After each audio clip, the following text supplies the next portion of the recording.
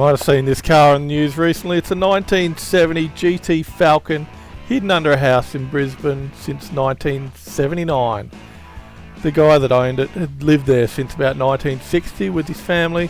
Family's lived there forever, and he was given a company car in 1979. Decided to park the old Falcon under the house. Stayed there until he had to move out recently. Interesting thing about this is that nobody knew anything about it until about 3 or 4 days before the auction at Grays. Channel 7 came out and said, "Hey, here's this car for sale, been found under a house.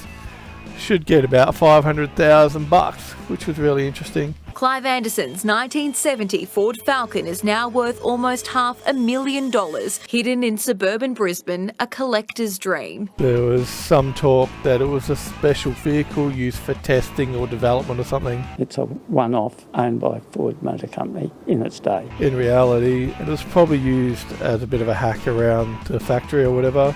We don't know that, but we don't know that it was used for testing or dev either. So, there's no real amazing history to go with the car. But it is what it is. Looks to be in pretty good condition. It looks like everything's there, but the motor's seized. You can see when they're pulling it out from under the house that the back wheels don't turn. For a $230,000 car, it's going to need a little bit of work. Estimates are that it'll be about $100,000 to get it back to a reasonable state. That'll be paint, mechanical, replace probably every nut and bolt on the car, and then you have a $330,000 Falcon, give or take. Is it worth that? I don't know. Channel 7 thinks it's worth $500,000 in its current state, so maybe it is. There's been a bit of a softening in the market, and I just hope that the person that bought it has got a good deal. They've obviously bought it for nostalgic reasons. The guy that bought it had the similar one when he was a young bloke. We've all done this. We want to go back to our youth, want to remember the good times. And honestly, the cars were better back then.